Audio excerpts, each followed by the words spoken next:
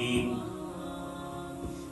قال اللہ تبارک و تعالی فی القرآن المجید والفرقان الحمید ام یحسدون الناس علی ما آتاهم اللہ من فضلہ صدق اللہ مولانا العظیم۔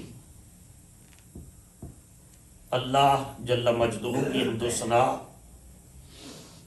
اور حضور راحت قلب و جان صلی اللہ تعالیٰ علیہ وآلہ وسلم کی بارگاہ کرم میں عقیدتوں، محبتوں اور چاہتوں کا خراج پیش کرنے کے بعد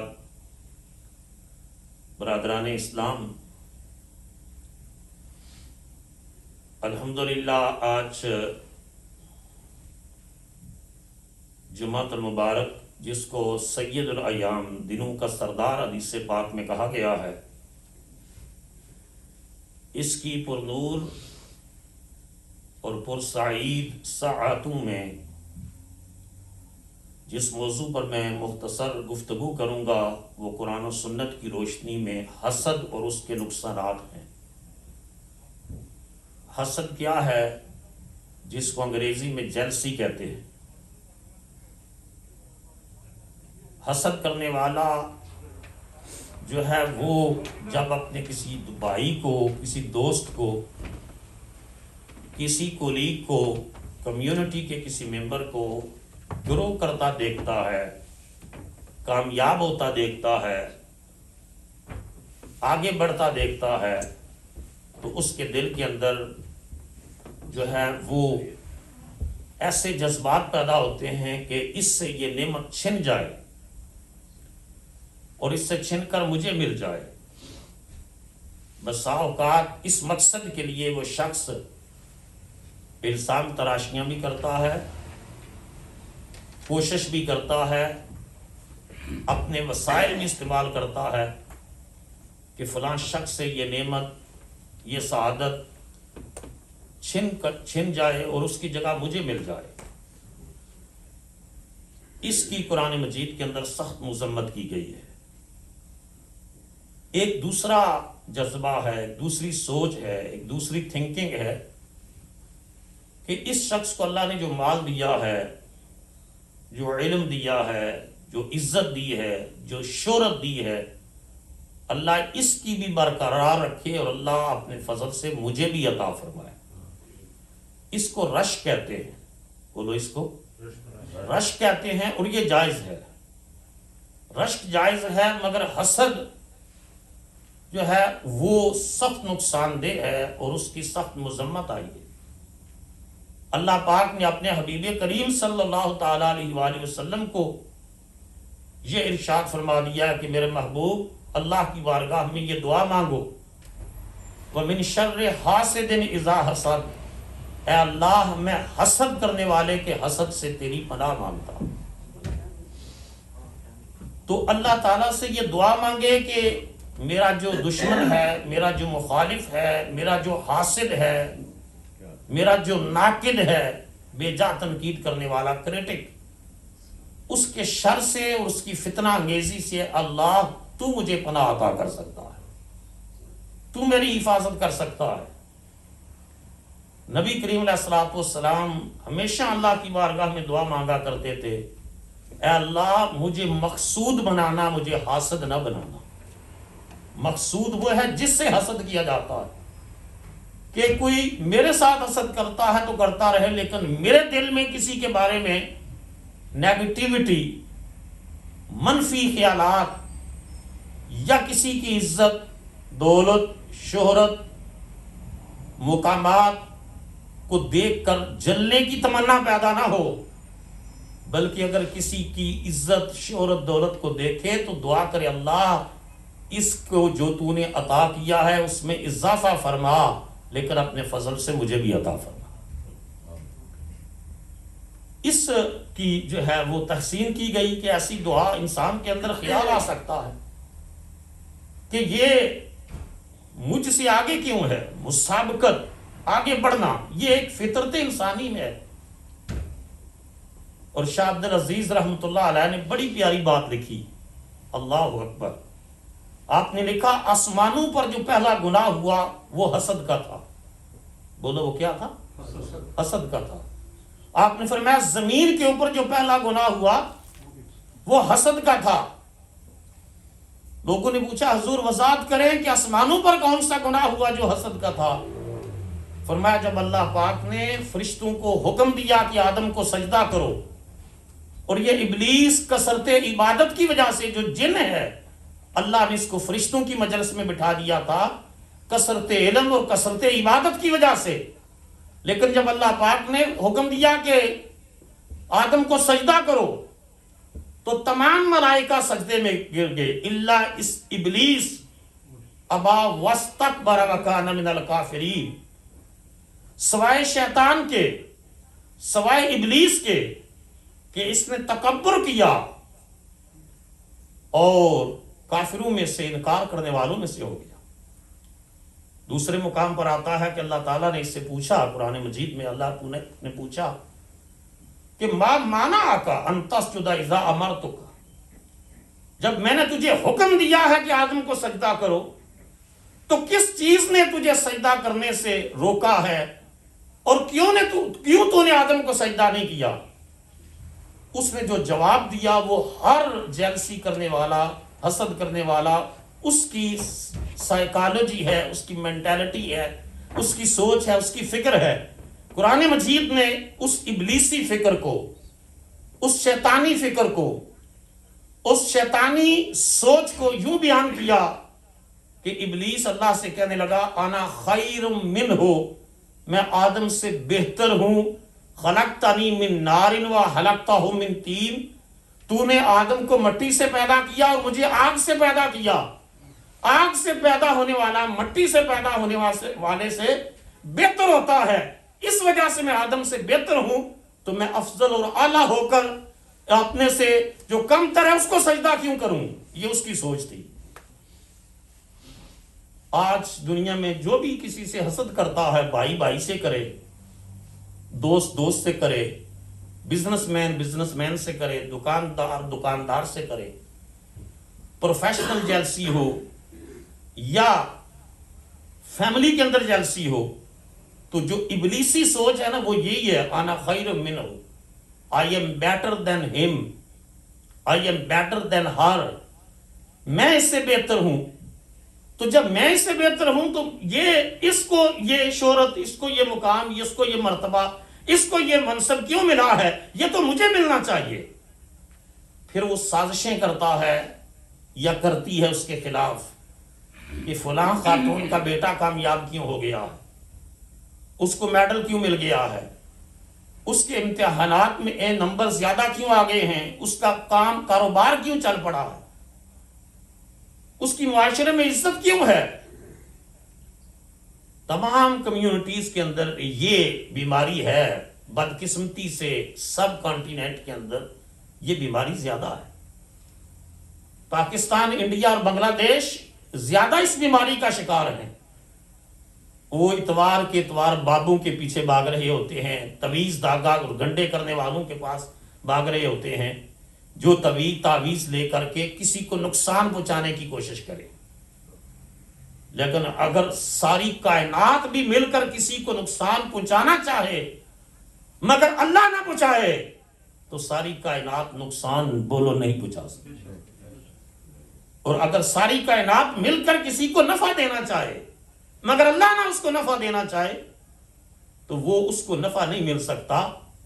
لیکن یہ جو پلان کر رہا ہے، یہ جو ایفرٹ کر رہا ہے، یہ جو کوشش کر رہا ہے کسی کو نقصان پہنچانے کی، اس کی مذمت تو قرآن نے بھی کی ہے، اس کی مذمت تو حدیث نے بھی کی ہے. تو شاہ عبد العزیز فرماتے ہیں آسمانوں پر پہلا جو گناہ ہوا وہ کون سا تھا؟ بولیے، بولو سارے، کون سا تھا؟ حسد کا تھا. آپ نے فرمایا جو زمین پر پہلا گناہ ہوا وہ بھی حسد کا تھا. پوچھا زمین پر پہلا گناہ حسد کا کیسے ہوئے؟ فرمایا آدم علیہ السلام کے جو دو بیٹے تھے، ایک قابیل تھا دوسرا حابیل تھا، ان دونوں نے قربانی کی. بولو، ان دونوں نے قربانی کی.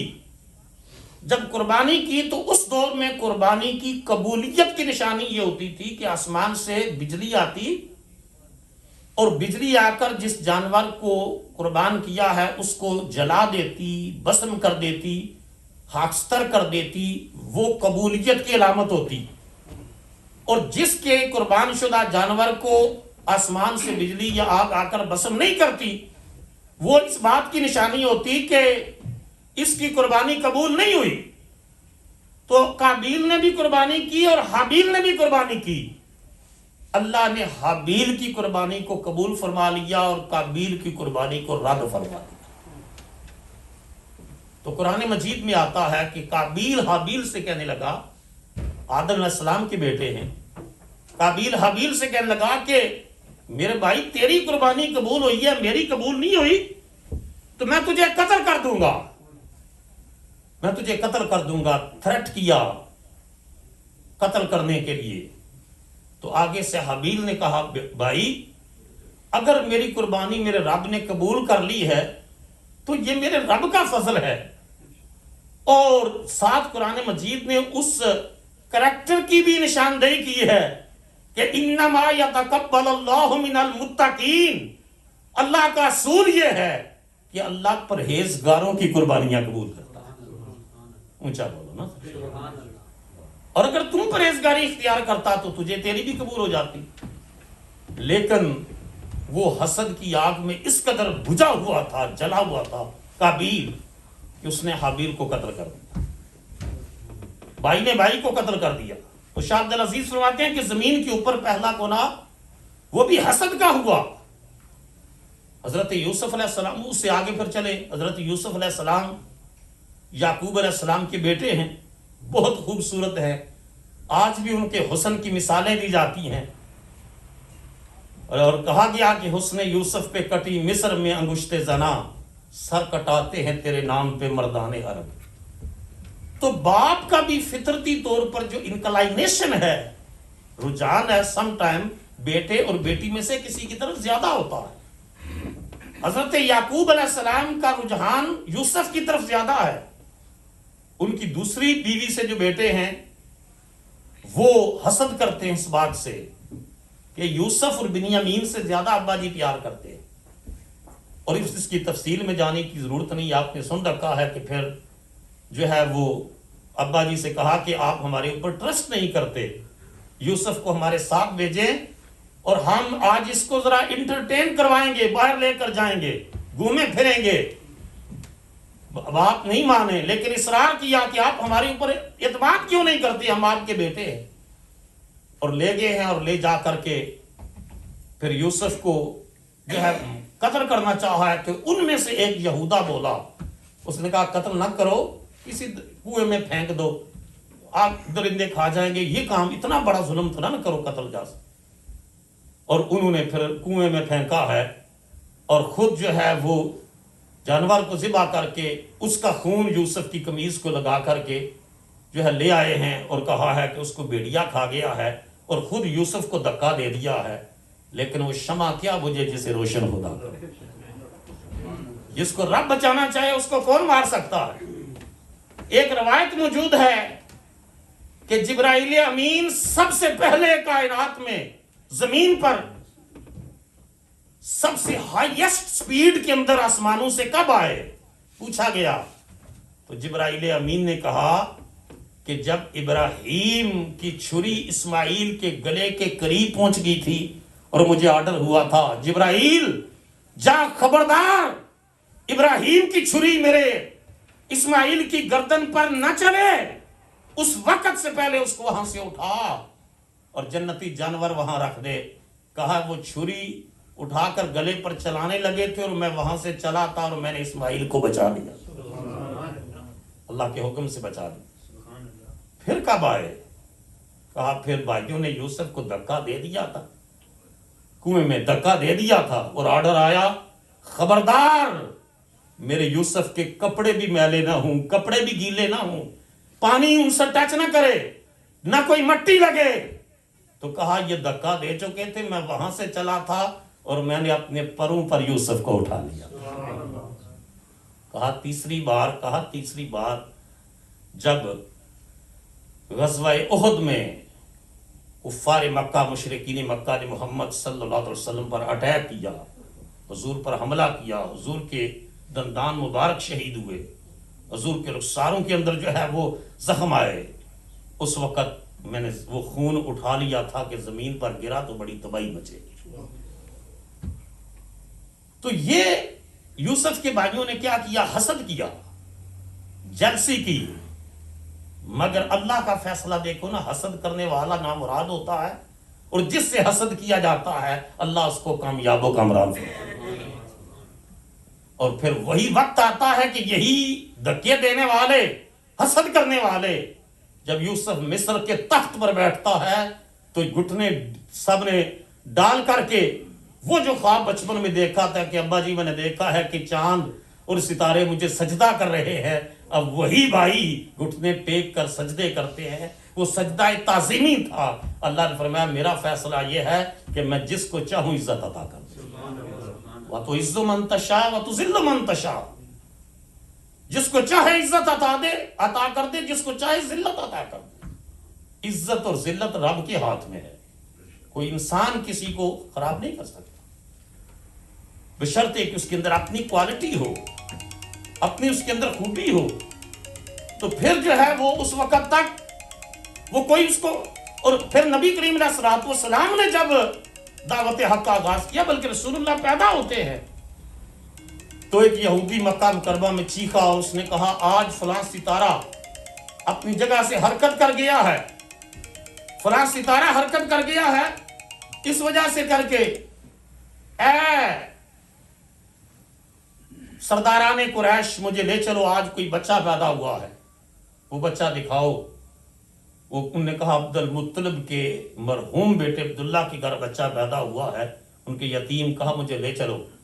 جب اس یہودی نے جا کر دیکھا تو آپ کے مبارک کندھوں سے کپڑا ہٹایا، اس نے کندھوں سے کپڑا ہٹایا اور وہاں مہر نبوت دیکھی، بولو نا ذرا اونچا، مہر نبوت دیکھی تو غش کھا کر زمین پر گر گیا، کافی دیر بے ہوش رہا، اور جب اسے ہوش آیا اس کی زبان پر ایک ہی جملہ تھا، ذہبت النبوۃ من بنی اسرائیل، اے بنی اسرائیل تمہارے اندر سے آج نبوت ختم ہو گئی، اور اے بنی اسماعیل تم خوشیاں مناؤ، جشن مناؤ، اس بچے کی وجہ سے اب قیامت تک تمہاری عزت کے ڈنکے بجیں گے۔ رسول اللہ صلی اللہ علیہ وسلم پھر مکہ مکرمہ سے مائیگریٹ کر کے مدینہ طیبہ آتے ہیں، اور یہودیوں کی کتابوں میں تورات میں موجود تھا وہ نشانیاں۔ قرآن مجید نے کہا ہے کہ یعرفونہ کما یعرفون ابناءہم، جس طرح باپ بیٹے کو جتنے عرصے بعد بھی ملے پہچان لیتا ہے، قرآن نے اتنی بڑی نشانی بیان کی تھی، جب یہ میرے رسول کو دیکھیں گے تو اس طرح پہچان لیں گے جس طرح باپ بیٹے کو پہچانتا ہے۔ کوئی اس میں کمی بیشی تو ہے ہی نہیں۔ عبداللہ بن سلام یہودیوں کے بڑے عالم تھے نا، حسین نام تھا، یہ سواد یہ نون، مسلمان ہوئے، کلمہ پڑھا، بڑے عالم تھے۔ حضرت عمر نے ایک دن پوچھا کہ جب آپ نے پہلی بار رسول اللہ کو دیکھا تو قرآن نے کہا ہے یعرفونہ کما یعرفون ابناءہم، تو آپ نے حضور کو اسی طرح پہچانا تھا؟ تو انہوں نے بڑا پیارا جواب دیا، انہوں نے کہا باپ سم ٹائم اپنے بیٹے کو پہچاننے میں غلطی بھی کر سکتا ہے، کیونکہ اس کی بیوی ممکن ہے خیانت کرے، غلطی بھی کر سکتا ہے، میں نے تو بیٹے سے بڑھ کر محمد کو پہچانا تھا صلی اللہ علیہ وسلم۔ رسول اللہ صلی اللہ علیہ وسلم کی بیوی حضرت صفیہ ام المومنین رضی اللہ تعالی عنہ، حضرت ام المومنین صفیہ بیان کرتی ہیں کہ میں اپنے کانوں سے یہ لفظ سنے تھے کہ میرے والد اور چچا ملاقات کر کے آئے، اور میرے والد میرے چچا سے کہہ رہے تھے کہ یہ وہی نبی ہے جس کی نشانیاں تورات میں آئی ہیں، اور میرے جو ہے چچا کہہ رہے تھے کہ آئی تو ہیں لیکن ہم نے ان کو ماننا نہیں ہے، کیونکہ مانیں گے تو ہماری سرداری، ہماری چدراہٹ ختم ہو جائے گی۔ اس سوچ کے اوپر قرآن مجید نے کہا ہے ام یحسدون الناس علی ما آتاہم اللہ من فضلہ، کیا لوگ اس بات پر حسد کرتے ہیں کہ کچھ لوگوں کو اللہ اپنے فضل سے زیادہ عطا فرماتا ہے۔ تو یہ جو جیلسی ہے، یہ جو حسد ہے، یہ جو پروفیشنل انسان کے اندر جو ہے وہ دکھ آتا ہے کہ یہ آگے بڑھ گیا، یہ گرو کر گیا، یہ ترقی کر گیا، یہ کامیاب ہو گیا، یہ وہ ابلیسی سوچ ہے، یہ وہ شیطانی سوچ ہے جس کی قرآن نے بھی مذمت کی ہے اور میرے آقا محمد مصطفیٰ نے بھی مذمت فرمائی ہے۔ ابو داؤد شریف کی حدیث ہے، صاحب مشکات نے بھی اس کو بیان کیا کہ رسول کریم علیہ الصلوۃ والسلام نے فرمایا ایاکم والحسد فإن الحسد یأکل النار یأکل الحسنات کما تأکل النار الحطب۔ فرمایا اے غلامان مصطفیٰ، کسی سے حسد نہ کرنا، جیلسی نہ کرنا، کیونکہ حسد نیکیوں کو اس طرح کھا جاتا ہے جس طرح آگ لکڑی کو کھا جاتی ہے۔ یہ رسول کریم علیہ الصلوۃ والسلام سے آگ لکڑی کو کھا جاتی ہے، ایک بہت بڑا درخت ہوتا ہے، مگر جب آگ لگتی ہے تو سارے کا سارا درخت جو ہے وہ کیا بن جاتا ہے؟ راکھ ہو جاتا ہے۔ تو فرمایا بڑی نمازیں پڑھے، بڑے روزے رکھے، بڑا صدقہ و خیرات دے، لیکن دل میں گھٹن، ہر وقت ٹیلی فون پر بھی برائی، مجلس میں بھی برائی، اور کہے کہ فلان شخص کیوں کامیاب ہوا ہے، کیوں وہ آگے بڑھا ہے، کیوں ترقی کی ہے، کیوں اس کے پاس اچھا مکان ہے، کیوں اچھی گاڑی ہے، کیوں اس کے پاس اچھا بزنس ہے، کیوں اس کے پاس پیسہ زیادہ ہے، کیوں اس کا بیٹا ترقی کر رہا ہے، کیوں اس کی بیٹی کامیاب ہو گئی ہے۔ فرمایا جو شخص ایسا کرتا ہے اس کی نمازیں، روزے، حج، زکوٰۃ، نیکیاں، صدقات و خیرات وہ اسی طرح حسد کی سوچ اور فکر کھا جاتی ہے جس طرح آگ لکڑی کو کھا جاتی ہے۔ تو مصطفیٰ کریم نے فرمایا میرے غلاموں تم حسد سے بچتے رہو۔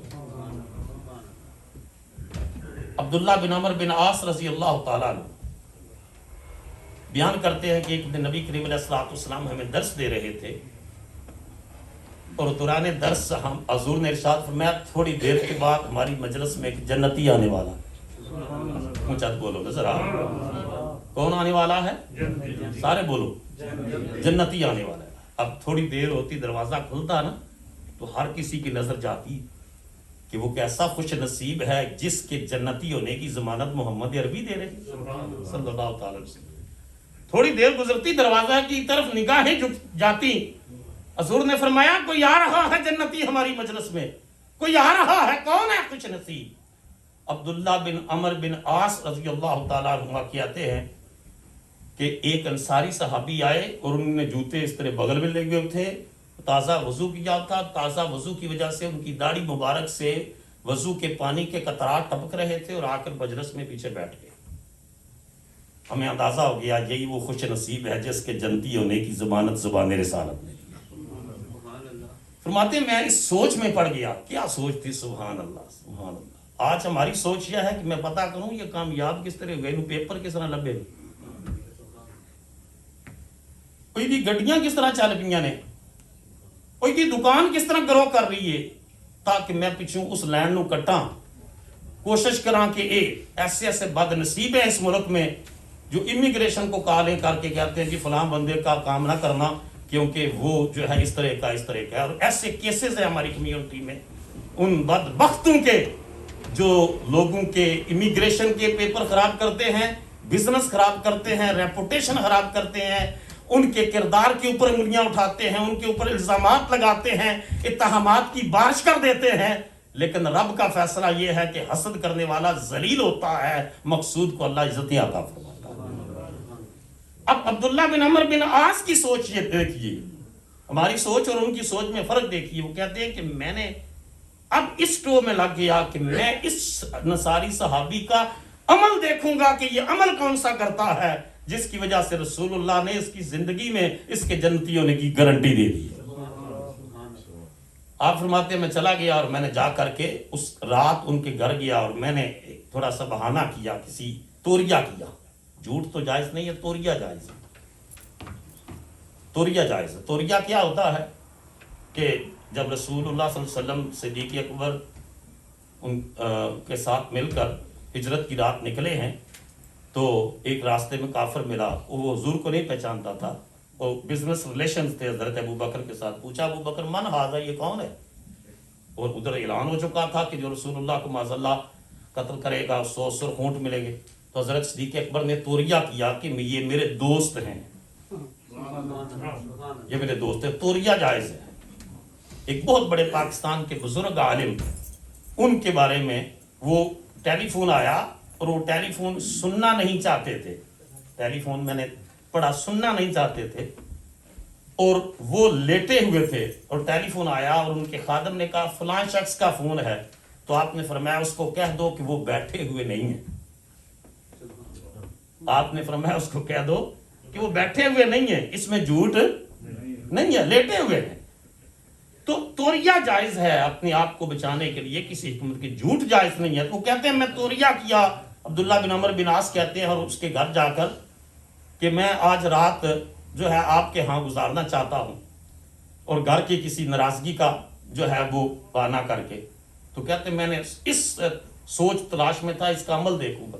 وہ رات کے پچھلے پہر اٹھا، اس نے چند نفل پڑھے، تھوڑا ذکر کیا، پھر فجر پڑھی، پھر روٹین کا. تو تمام صحابہ کے معمولات ایسے تھے کہ وہ راتوں کو اٹھتے اللہ کے حضور. قرآن مجید نے خود ان کی شب بیداریوں کی گواہیاں دی.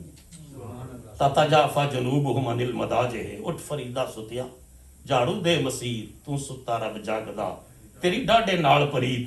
وہ ہر رات کے پچھلے پہر انہیں آواز وہ کہتے ہیں کوئی خاص اس کا عمل میں نے نہیں دیکھا. میں دوسری رات بھی رہا، میں تیسری رات بھی رہا، میں اس کا عمل دیکھوں، لیکن مجھے کوئی دیگر صحابہ سے کوئی نیا عمل اس کا نظر نہیں آیا. ریگولر اس کی زندگی گزر رہی تھی. تو میں نے رخصت ہوتے وقت کہا میرے گھر میں کوئی ناراضگی یا والد ناراض نہیں تھے، تیرے بارے میں رسول اللہ صلی اللہ علیہ وسلم نے یہ فرمایا تھا، اور میں یہ جاننا چاہتا تھا کہ تو عمل کون سے کرتا ہے جس کی وجہ سے تیرے بارے میں حضور نے یہ خوشخبری اور بشارت دی ہے. تو اس انصاری صحابی نے کہا میں عمل تو کوئی خاص نہیں کرتا، جو عمل ہیں تمہارے سامنے ہیں. ہاں ایک بات ہے سن لو، میں کسی سے حسد نہیں کرتا. میں بولو کسی سے حسد نہیں کرتا. تو اس جب حسد نہیں کرتا اس کی جنتی ہونے کی ضمانت مصطفیٰ عطا فرماتے صلی اللہ علیہ وسلم. حضرت موسیٰ علیہ السلام نے ایک شخص کو اللہ کے عرش کے سائے کے نیچے دیکھا اور پوچھا اللہ اس کو تیرے عرش کا سایہ نصیب ہو گیا، تیرے عرش کا سایہ، اس کے عمل کون سے ہیں؟ تو فرمایا 3 اعمال کی وجہ سے کر کے میں نے اس کو اپنے عرش کا سایہ عطا فرمایا. بولو کتنے؟ 3 اعمال. ان میں نماز نہیں ہے، ان میں روزہ نہیں ہے، ان میں حج نہیں ہے، ان میں زکوٰۃ نہیں ہے، ان میں حقوق اللہ میں سے کوئی حق نہیں ہے جو جس کی وجہ سے اللہ نے اس کو اپنے عرش کا سایہ عطا فرمایا ہے. وہ تینوں کے تینوں جو رائٹس حقوق ہیں وہ حقوق العباد میں سے ہیں. فرمایا اے موسیٰ میں نے اس کو اپنے عرش کا سایہ عطا فرمایا. ان میں پہلی بات تو یہ ہے یہ ماں باپ کا نافرمان نہیں تھا، فرما بردار تھا. چاہتے بولو نا، ماں باپ کا فرما بردار تھا. بولو ماں باپ کا فرما بردار تھا. اور دوسری یہ چغل خوری نہیں کرتا تھا، چغل خور نہیں تھا. ہمارے جگہ جگہ فلانے کے بارے گل سنی ہے، ٹیلی فون کر کے مطلب سنے پتا لگ گئی فلانے کا، بس یہ چغل خوری. اور یہ تیسرا حسد. فرمایا اللہ تعالیٰ نے یہ حسد نہیں کرتا تھا، ماں باپ کا نافرمان نہیں تھا، چغل خور نہیں تھا، حسد نہیں کرتا تھا. میں نے ان 3 عملوں کی وجہ سے کر کے اس کو اپنے عرش کا سایہ عطا فرمایا. اور انہی موسیٰ علیہ السلام کے بارے میں آتا ہے کہ یہ بارش نہیں ہو رہی اور اللہ کی بارگاہ میں بار بار لوگ کہتے ہیں کہ پوچھیں اللہ سے کیوں نہیں ہو رہی. تو اللہ تعالیٰ سے پوچھا تو اللہ نے فرمایا کہ موسیٰ تیری افراد میں قوم میں ایک چغل خور ہے، اس کی وجہ سے کر کے میں بارش نہیں دے رہا. اجتماعی توبہ کی، اور اجتماعی جب توبہ کی کرنے کے لیے لوگوں کو باہر لے کر گئے تو آپ نے یہ جملہ کہا کہ جو ہمارے اس مجمع میں بیٹھا ہوا ہے چغل خور وہ نکل جائے، وہ چغل خور نکل جائے. اب وہ شخص کون ہے جو اٹھ کے نکلے؟ کون نکلے گا؟ اب تھوڑی دیر گزری تو باران رحمت ہوئی اور زور کی بارش ہوئی. حضرت موسیٰ پھر اللہ سے عرض کرنے کے لگے یا اللہ تو نے فرمایا تھا کہ ایک چغل خور ہے جس کی وجہ سے میں نے بارش کو روکا ہوا ہے، اور یا اللہ اب میں نے کہا کہ جو چغل خور ہے نکل جائے، کوئی نہیں نکلا، پھر بھی بارش کیوں ہوئی ہے؟ اس کی وجہ کیا ہے؟ اللہ نے فرمایا اسی چغل خور کی وجہ سے بارش دی ہے. بولو نا، اسی کی وجہ سے روکی ہوئی تھی، اسی کی وجہ سے دی ہے. یا اللہ روکی کیوں تھی اور دی کیوں ہے؟ فرمایا اس کی چغل خوری کی نحوست کی وجہ سے روکی ہوئی تھی، اور اس مجمع میں اس نے اپنے آپ کو دل میں وعدہ کیا میرے ساتھ کہ یا اللہ مجھے رسوا نہ کر، میں توبہ کرتا ہوں آج کے بعد میں چغل خوری نہیں کروں گا. اس کی توبہ کی قبولیت پر میں نے بارش عطا کر. اللہ تعالیٰ نے فرمایا وَمِن شَرِّ حَاسِدٍ إِذَا حَسَدَ. آخری جملہ عرض کرتا ہوں. میں نے انگلینڈ کے ایک عالم اور کئی دوستوں کو یہ بتایا.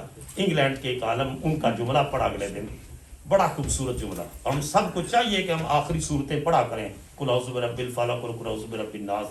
ان کا جملہ پڑھا. انہوں نے کہا کہ میں ایک ترکش عالم کے پاس گیا اور میں نے اپنی بیماریاں اور پریشانیاں بیان کی, تو انہوں نے کہا یہ معوذتین پڑھا کرو. رسول اللہ صلی اللہ علیہ وسلم یہ دعا پڑھتے. تو انہوں نے کہا میں تو استاد ہوں, امام ہوں, میرا دن رات پڑھنے پڑھانے میں گزر جاتا ہے, مجھے کیا ضرورت ہے ان دعاؤں کی, میں تو لگا اسی کام میں ہوں. تو کہا ترکش عالم نے مجھے سے آگے سے جواب دیا کہ تو اس ذات سے بھی بڑا عالم ہے جس پر اللہ نے قُلْ أَعُوذُ بِرَبِّ الْفَلَقِ اور قُلْ أَعُوذُ بِرَبِّ النَّاسِ نازل کی. جب رسول اللہ کو اللہ کہہ رہا ہے کہ میرے محبوب وَمِن شَرِّ حَاسِدٍ إِذَا حَسَدَ, حسد کرنے والے کے حسد سے پناہ, میری پناہ مانگا کرو اور دعا مانگا کرو. اللہ مجھے حاسدین, مخالفین, دشمنوں, غضب کرنے والوں, ناقدین, شر پسندوں کے شر سے اور گرہ لگانے والیوں کے شر سے اور جنوں کے شر سے اور انسانوں کے شر سے یا اللہ مجھے پناہ عطا فرما. تو کون ہے؟ وہ کہتے ہیں اس دن کے بعد میں نے معوذتین شروع کر دی, اللہ نے میری بیماریاں دور فرما دی. اللہ تعالیٰ سے دعا کرتا ہوں اللہ مجھے بھی حسد کی بیماری سے بچائے, آپ کو بھی بچائے. اونچا آمین تو بولو نا. اس شغل خور کی طرح شاید ہماری بھی اللہ تعالیٰ توبہ کو قبول فرما, اور اللہ ہماری کمیونٹی کے لوگوں کے اندر یہ جو بری عادت ہے حسد کی, جسوسی کی, سپائی کرنے کی, ٹو کرنے کی, مخالفت کی, تنقید کی, ہر 3 بندے بیٹھے ہیں تو آدھی گفتگو ان کی دوسرے کے خلاف ہوتی ہے. اللہ اس بیماری سے مجھے اور آپ سب کو محفوظ فرمائے. وَمَا عَلَيْنَا